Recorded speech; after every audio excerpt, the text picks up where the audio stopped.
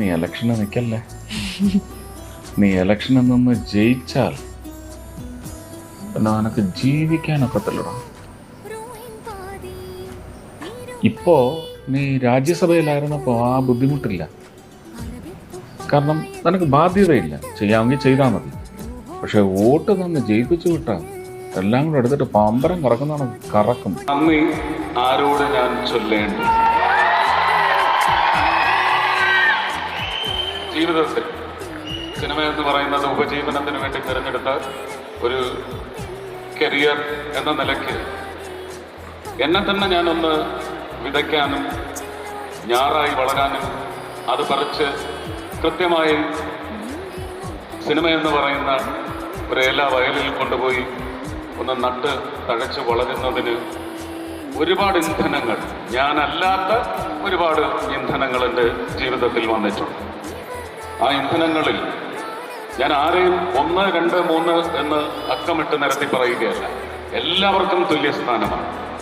അത് എൻ്റെ സ്വന്തം ജോഷിയേട്ടൻ തുടങ്ങി PG വിശ്വംഭരൻ അടക്കമുള്ള, ശശികുമാർ സാർ അടക്കമുള്ള, IV ശശി ഉൾപ്പെട്ട, സിബി മലയിൽ ഉൾപ്പെട്ട, കെ മധു ഉൾപ്പെട്ട, വിജയ് തമ്പി ഉൾപ്പെട്ട, അങ്ങനെ ഒരു ഷാജി കൈലാസ്, രഞ്ജി പണിക്കർ, ഇവരെല്ലാം ചേർന്ന ഒരു വലിയ ഒരു ശൃംഖല തന്നെയാണ് എൻ്റെ ഒരുപക്ഷെ ഞാൻ ചോറുണ്ണുന്നതിന് എനിക്ക് വളം നൽകിയ, ഇന്ധനം നൽകിയ ആ ഇൻഗ്രീഡിയൻസ് എല്ലാം ഇവരൊക്കെ തന്നെയാണ്. എല്ലാവരോടും നന്ദി ചൊല്ലുന്നതിനൊപ്പം സിനിമാ രംഗത്തേക്ക് കടന്നു വന്ന ആദ്യത്തെ ചിത്രം ഏതെന്ന് പോലും പറയാൻ പറ്റാത്ത അവസ്ഥയാണ്. യുവജനോത്സവമാണോ, 1 മുതൽ 0 വരെയാണോ, രാജാവിന്റെ മകനാണോ എന്ന് എനിക്ക് തന്നെ വ്യക്തമായി പറയാൻ പറ്റാത്ത, ഒരു 1, 2, 3 എന്ന് അക്കമിട്ട് നിരത്താൻ പറ്റാത്ത ഒരവസ്ഥയിൽ വളർന്നു വന്ന ഒരു ചെറിയ നടനാണ് ഞാൻ. അപ്പൊ നന്ദി എല്ലാ പ്രദേശങ്ങൾക്കും, കോഴിക്കോടായാലും കൊച്ചിയായാലും തിരുവനന്തപുരമായാലും. ശബ്ദത്തിന്റെ കാര്യത്തിൽ ഞാൻ പലപ്പോഴും ആലോചിച്ചിട്ടുണ്ട്. ആദ്യകാലത്ത് ഈ ശബ്ദം പോരാ, ഈ ശബ്ദം മാറ്റിയെടുക്കണമെന്ന് പറഞ്ഞ് എനിക്ക് കാശ് തന്ന് അഭിനയിപ്പിക്കുകയും എനിക്ക് ശബ്ദം പകരാൻ വേറെ കാശ് കൊടുത്ത് ആളിനെ കൊണ്ടുവന്ന് തപ്പിയിരിക്കുകയും ചെയ്യുന്ന ഒരവസ്ഥയുണ്ടായിരുന്നു. ഒരു പക്ഷേ തിരുവനന്തപുരത്ത് നിന്ന് ഞാൻ സ്വന്തം ടിക്കറ്റ് എടുത്തോളാം, എന്നെ ഒന്ന് കൊണ്ടുപോയി ശ്രമിക്കൂ, നന്നല്ലെങ്കിൽ മാറ്റിയെടുത്തോളൂ എന്ന് പറഞ്ഞ് ഞാൻ കരഞ്ഞ് കാല് പിടിച്ച് പറഞ്ഞത് ആരോമ മണി സാറിൻ്റെ അടുത്താണ്.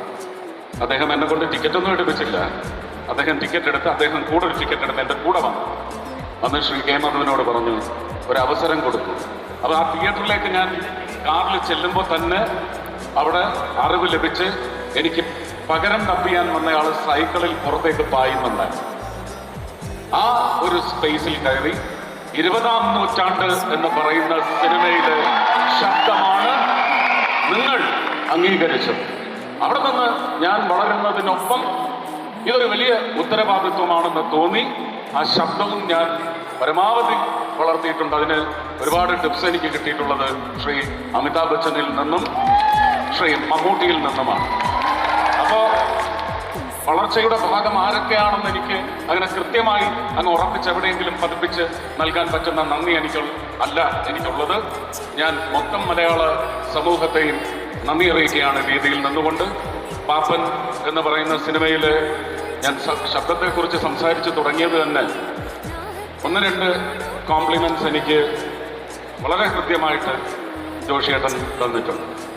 അതിലൊന്ന് ഇതിൻ്റെ ഡബ്ബിങ് കഴിഞ്ഞപ്പോൾ, ഇതിൻ്റെ ഒരു ഫൈനൽ ഔട്ട് എത്തുന്നതിന് മുമ്പ് തന്നെ എന്നോട് പറഞ്ഞത്, ഇത്രയും കാലം ചെയ്ത ഡബ്ബിങ്ങിൽ നിന്ന് വളരെ വ്യത്യസ്തമായിട്ട് നിനക്ക് ഇതിനകത്ത് നിന്റെ ശബ്ദം അഭിനയിച്ചിരിക്കുന്നു എന്ന് പറയുന്ന കോംപ്ലിമെന്റ് തന്നതാണ് ഏറ്റവും വലിയ കോംപ്ലിമെന്റ്.